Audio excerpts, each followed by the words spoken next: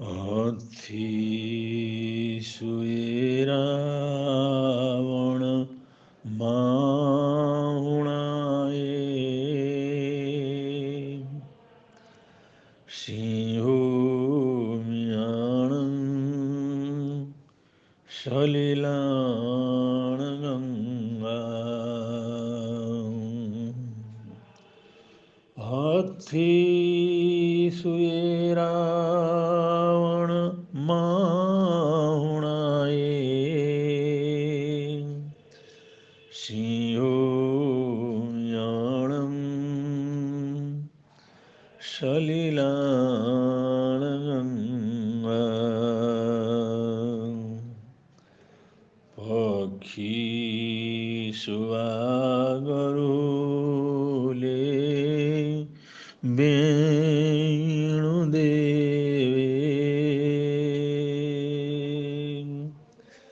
निर्वाणवादिनी हृणाय पूते,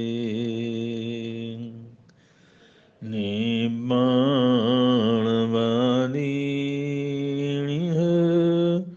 हृणाय पूते।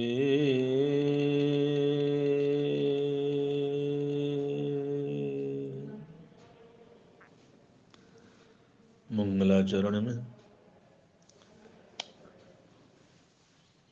उन महान मनीषी, महान कैवल्य पुरुष,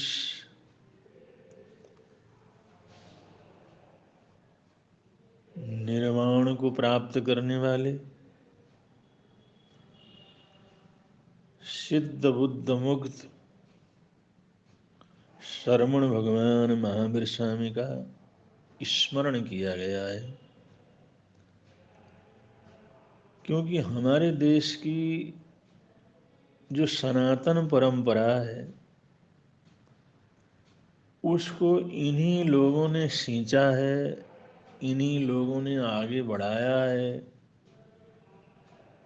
और इन्हीं लोगों ने ये देखा और दुनिया को कहा है कि हमारी परंपरा सनातन परंपरा है, ये कभी समाप्त होने वाली नहीं है। कर्म सिद्धांत के आधार पर, पुनर्जन्म के आधार पर, आत्मा की अमरता के आधार पर जो भारतीय संस्कृति, भारतीय सनातन पद्धति टिकी हुई है, इसके उन्नायक ही ये महापुरुष हैं जिन लोगों को हम मंगलाचरण में याद करते हैं। आजकल हमारे देश में एक विचित्र प्रकार की बहस चल रही है। ये विचित्र प्रकार का डेविड चल रहा है। कभी कभी ऐसी बातें सामने आती हैं, बड़ा आश्चर्य होता है। अपने आप को बुद्ध, प्रबुद्ध, समझदार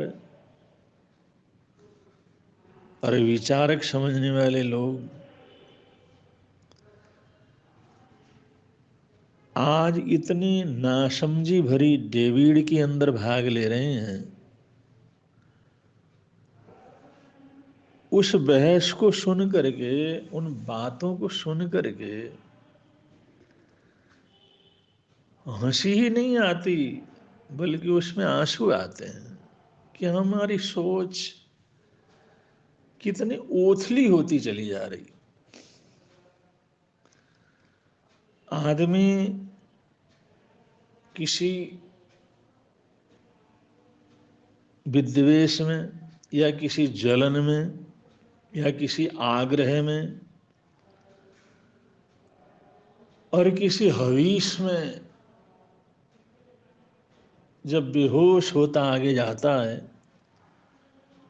तो कितना नीचे गिर जाता है। उसको नीचे गिरना भी ऐसा लगता है मैं आकाश में उड़ रहा हूं। लेकिन ये भी सही है कि ये जो आज बहस चल रही है हिंदू और हिंदुत्व के संबंध में, ये बहस चलना भी चाहिए। समय समय पर ऐसी बात होंगी, समय समय पर ऐसा बहस होगा, समय समय पर कोई भी व्यक्ति अपनी परिभाषा प्रस्तुत करेगा तो उसकी असलियत सामने आएगी कि हमारे देश की संस्कृति तो ऐसी नहीं है जो विरोध करे उसको मिटा दो, जो प्रश्न पूछे उसको कत्ल कर दो, जो जिज्ञासा करे उसको अपमानित करो। हमारे देश की संस्कृति तो ये है, अगर तुम्हारे मन में जो है वो प्रकट करो।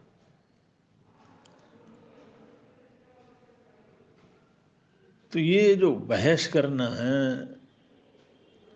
प्रश्न और प्रश्न उत्तर करना है, ये पूछना है या अपनी परिभाषा प्रस्तुत करनी है, इसी स्वतंत्रता के कारण से, इसी गणतंत्रता के कारण से, इसी मौलिक गणतंत्र के आधार के कारण भारतीय सनातन परंपरा इतनी मजबूत है, इतनी मजबूत है, वो कभी कमजोर नहीं पड़ सकती, या कमजोर पड़ भी जाए तो कभी समाप्त नहीं हो सकती। आज जो है ये कहा जा रहा है कि हिंदू ठीक है, हिंदू अच्छा है, हम भी हिंदू हैं। हिंदू होना बेठीक नहीं है। हिंदू अच्छा है, हिंदू ठीक है, लेकिन हिंदुत्व तो गलत है। हिंदू होना चाहिए लेकिन हिंदुत्व तो नहीं होना चाहिए। बड़ी अजीब बात है, हिंदू ठीक है और हिंदुत्व तो गलत है। हिंदू होना ठीक है लेकिन हिंदुत्व होना गलत है। ये कैसी अजीब जो है परिभाषा है, कैसी बेहुदी परिभाषा है।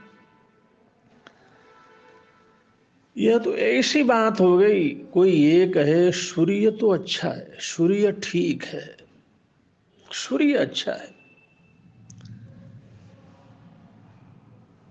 सूर्य ठीक है लेकिन सूर्य का जो प्रकाश है, सूर्य की रोशनी है, वो गलत है, क्योंकि उसमें गर्मी है, बहुत गर्मी लगती है। सूर्य ठीक है, सूर्य होना चाहिए, लेकिन सूर्य की गर्मी, सूर्य की रोशनी नहीं होनी चाहिए कि उससे गर्मी लगती है, उससे लू लगती है, उससे लोग परेशान भी हो जाते हैं। इसलिए सूर्य होना ठीक है, सूर्य ठीक है, लेकिन सूर्य की गर्मी ठीक नहीं है।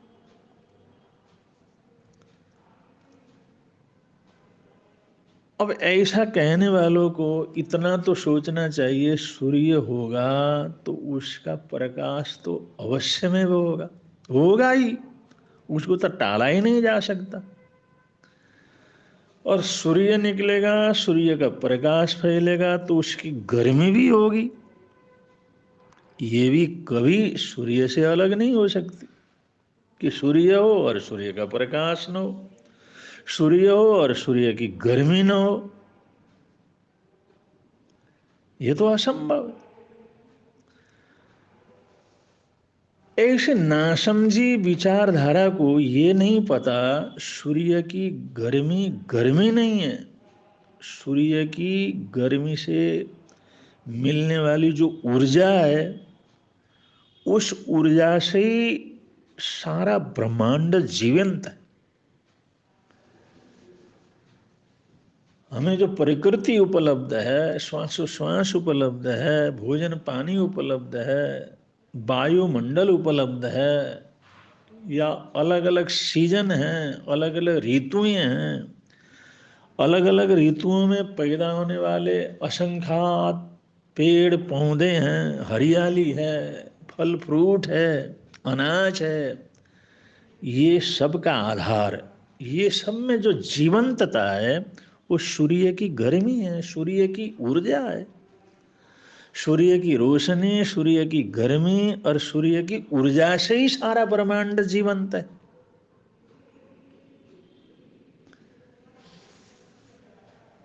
मिट्टी के अंदर दबा हुआ एक छोटा सा बीज,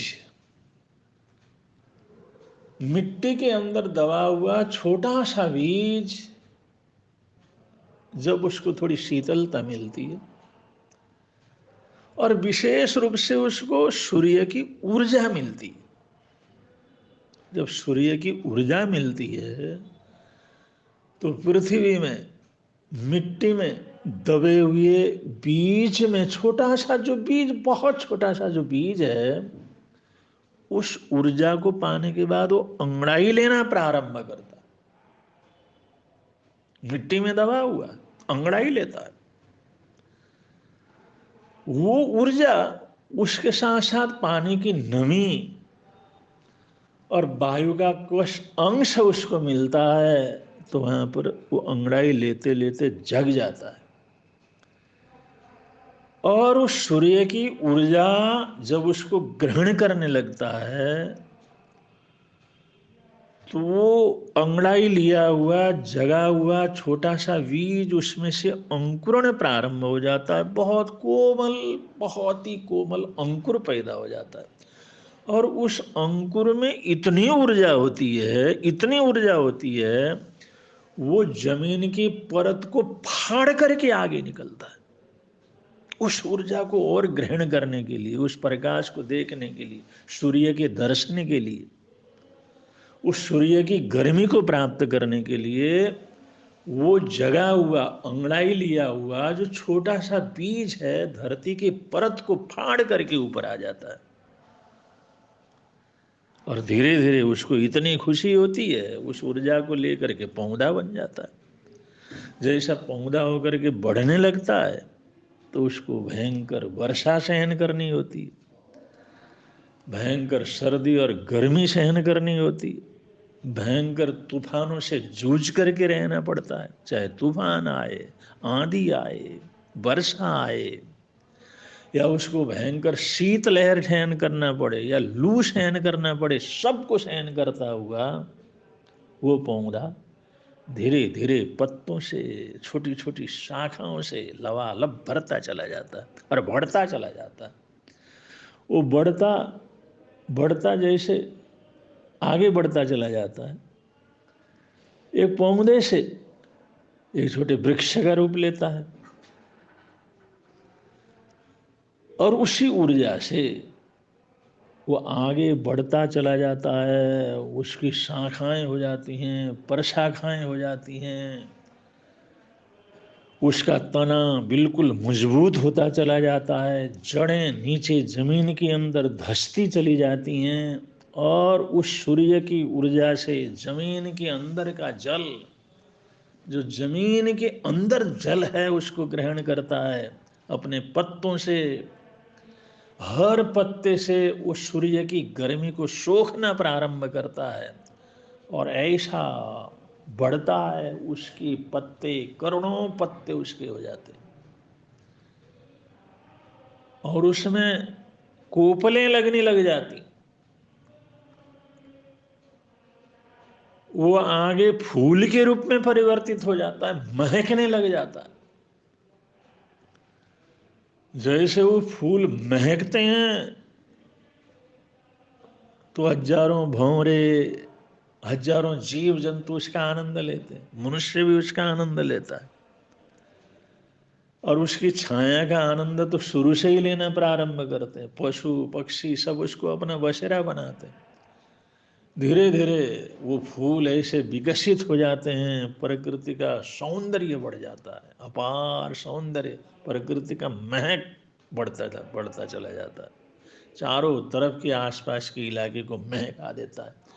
फिर उसके अंदर से एक छोटा सा वो फल होना प्रारंभ हो जाता है, और धीरे धीरे धीरे धीरे उस फूल के अंदर से पैदा होने वाला फल, उनकी संख्या इतनी होती है कि एक छोटा सा बीज अपने आप को तरह तरह की सूर्य की ऊर्जाओं के सहयोग से इतना बड़ा वृक्ष बना लेता है, और करोड़ों करोड़ों अपने जैसे फल पैदा कर लेता है, और उसके अंदर सारी धरती को ढक दे, इतने ताकत पैदा हो जाती, इतने बीज पैदा कर लेता है, इतने बीज, इतनी शक्ति, इतनी ताकत। उन सभी बीजों को अगर पनपने का मौका मिले तो एक वृक्ष सारी दुनिया को ढक सकता है। ये जो सूर्य की शक्ति है, सूर्य की ऊर्जा है, सूर्य में जो सूर्यत्व है, उसकी वजह से एक बीज वृक्ष हो जाता है, और एक बीज करोड़ों करोड़ों बीजों को पैदा कर सकता है, फलों को और बीजों को पैदा कर सकता है, सारी दुनिया को अपने महक से भर सकता है। तो हिंदू एक सूर्य है, तो उसमें जो हिंदुत्व है वो सूर्य का प्रकाश, सूर्य की गर्मी, सूर्य की ऊर्जा है। हिंदू से हिंदुत्व कभी अलग नहीं हो सकता, और वही ऊर्जा है, उससे सनातन परंपरा की सृष्टि होती है, सनातन परंपरा उससे जलती है, और ये इतना मजबूत होकर के सारी दुनिया को अपने सुख से, अपने महक से, अपने फलों से, अपनी छाया से भर सकता है। तो हिंदुत्व कोई हिंदू से अलग नहीं है, जैसे प्रकाश और ऊर्जा और गर्मी ये सूर्य से अलग नहीं है। ये बात हर इंसान को अच्छी तरह से समझना चाहिए। ये तो ऐसा ही हुआ, कोई व्यक्ति ऐसा कहे कि मानव तो ठीक है, मानव होना तो ठीक है, मानव होना चाहिए, लेकिन मानवता ठीक नहीं है। अरे बड़े कमाल की बात है, मानव ठीक है और मानवता ठीक नहीं। मानव बने रहो ये तो हम स्वीकार करते हैं, लेकिन मानवता को हम स्वीकार नहीं करते, ये कैसी ओछी बात हो गई।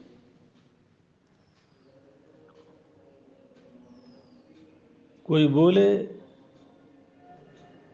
इंसान को मनुष्य बनना है, लेकिन इंसान बनना है, लेकिन इंसानियत नहीं होनी चाहिए उसमें। इंसान हम पसंद करते हैं, इंसान ठीक है लेकिन इंसानियत ठीक नहीं है, इंसानियत खराब है। यथार्थ और सर्वथा सत्य तो ये है, इंसानियत से ही इंसान पैदा होता है, मानवता से ही मानव पैदा होता है, हिंदुत्व से ही हिंदू पैदा होता है, और हिंदुत्व ही नहीं होगा तो हिंदू कहां से पैदा होगा। इंसानियत ही नहीं होगी तो इंसान कहां से बनेगा, मानवता ही नहीं होगी तो मानव कैसे बनेगा।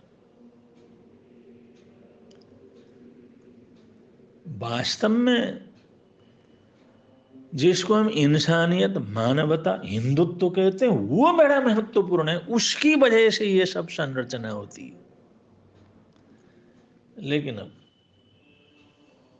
ये तो हमारा देश है, यहाँ तो बोलने की आज़ादी है, कोई कुछ भी बोल सकता है, कुछ भी भाषाएं दे सकता है, लेकिन इनका फायदा भी है। इससे समझने वाला, जानने वाला, सत्य तक पहुंचने की जिज्ञासा रखने वाला व्यक्ति, उसको सत्य तक पहुंचने का मौका मिलता है, सत्य को पकड़ने का मौका मिलता है, सत्य को जानने का मौका मिलता है।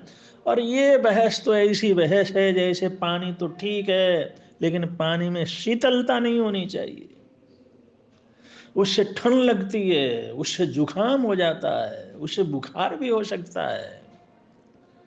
इसलिए निमोनिया भी हो सकती है। इसलिए पानी ठीक है, लेकिन पानी में जो ठंडापन है, शीतलता है, वो नहीं होनी चाहिए। अरे शीतलता ही नहीं होगी तो पानी का अस्तित्व कैसा रहेगा? और कोई कहे चीनी तो ठीक है, गुड़ तो ठीक है, लेकिन उसमें मिठास नहीं होनी चाहिए, लेकिन उससे शुगर की बीमारी बढ़ती है। अरे बीमारी बढ़ती है तो उसमें सुरक्षा रखना, सावधान रखना, अपनी इम्यूनिटी को मजबूत करना, उसको पचाना हमारा काम है। और वो मीठा तो रहे, चीनी तो रहे, लेकिन उसमें मिठास न रहे, ये क्या बहस हुई? अग्नि तो ठीक है, आवश्यक है, अग्नि के बिना काम नहीं चल सकता, अग्नि चाहिए, लेकिन उसमें ज्वलनशीलता नहीं होनी चाहिए, उसमें जलाने की प्रवृत्ति नहीं होनी चाहिए, किसी को भी जला देता, किसी को भी घायल कर दे शायद। इसलिए अग्नि तो ठीक है, अग्नि को हम स्वीकार करते हैं, अग्नि चाहिए, लेकिन उसमें ज्वलनशीलता नहीं चाहिए। ये किस तरह की बात होगी?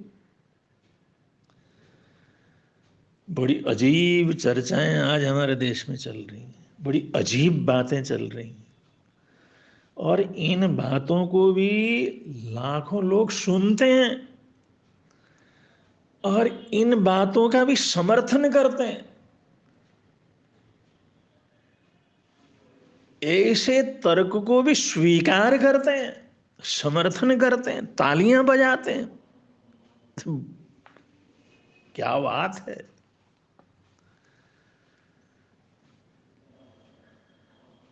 कोई ऐसा नहीं रहता उस चीज को दूर कर सके, उसका विरोध कर सके। अब ऐसा बहस, ऐसी चीज, मिर्च हो लेकिन उसमें तीखापन न हो, कोई भी चीज तो हो लेकिन उसके अंदर होने वाला जो गुण है वो न हो, उसका जो प्रभाव है वो न हो, वो महत्वपूर्ण है। ऐसी बातें कहना, ऐसी बहस करना, ऐसी बात को प्रकट करना, वो तो सारे आम भरी सभाओं में, हजारों लोगों के बीच में, एक तो उसकी सबसे बड़ी नासमझी है, बोलने वाले की नासमझी है, जो इतना नासमझी के साथ हम बोलते हैं, बिना तैयारी के बोलते हैं, बिना सोचे बोलते हैं। और उसका समर्थन करने वाले, उनके लिए तो क्या कहा जाए? उनके लिए कुछ कहा नहीं जा सकता। कोई कहे मनुष्य तो चाहिए, मानवता नहीं चाहिए, इंसान तो चाहिए, इंसानियत नहीं चाहिए, हिंदू तो चाहिए, हिंदुत्व की कोई जरूरत नहीं। कोई कहे अग्नि तो चाहिए, लेकिन अग्नि में ज्वलनशीलता नहीं होना चाहिए, पानी तो चाहिए, पानी तो ठीक है, लेकिन उसके अंदर शीतलता नहीं चाहिए, ठंडापन नहीं चाहिए। ये बोलना भी बड़ा बेहुदा है, और इसका समर्थन करना, उसके लिए तो उनको क्या कहा जाए? कुछ नहीं कहा जा सकता। ये समझने की चीज है। ये थोड़ा बड़ी विचित्र बात आज हमारे देश में चल रही है,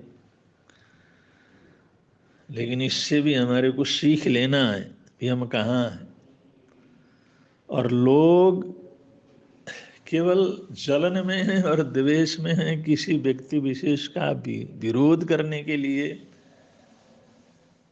किसी विकास का विरोध करने के लिए, किसी राष्ट्रीयता का विरोध करने के लिए मानव इतने नासमझ की तरफ अपने कदमों को बढ़ा लेता है। ये बड़ी अजीब बात है। यह तो ऐसा ही हुआ, कोई कहे धर्म तो ठीक है, धर्म ठीक है, लेकिन धार्मिकता नहीं होनी चाहिए। अब धार्मिकता से ही तो धर्म होता है। धर्म तो ठीक है, धर्म ठीक है, धर्म अच्छा है, लेकिन धार्मिकता नहीं हो। अब कोई इससे भी आगे बढ़ करके कहे शरीर तो ठीक है, शरीर सुंदर है, शरीर ठीक है, लेकिन शरीर में ये चेतनाएं नहीं होनी चाहिए।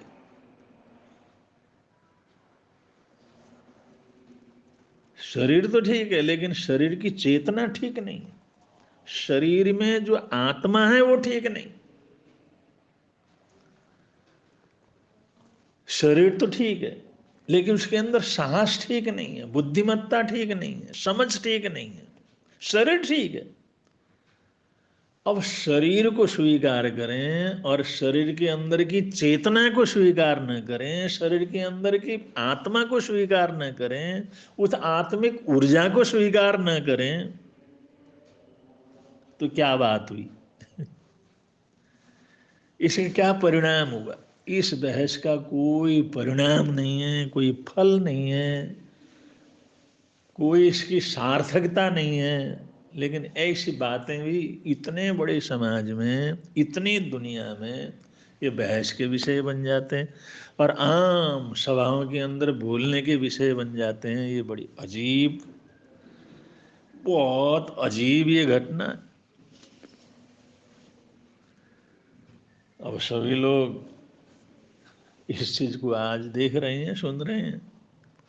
जो प्रसंग चल रहा था वो बात आपके समक्ष रखी गई, तो आप भी इस चीज को समझने की कोशिश करें। भी कभी कभी कैसी कैसी स्थिति होती है, आदमी सोचते सोचते कहाँ तक चला जाता है। आज इतना ही कहकर अपने वक्तव्य को यहाँ पर विराम देते हैं। बड़े प्रेम से आप लोग बोलेंगे, बोलिए भगवान महावीर स्वामी की जय।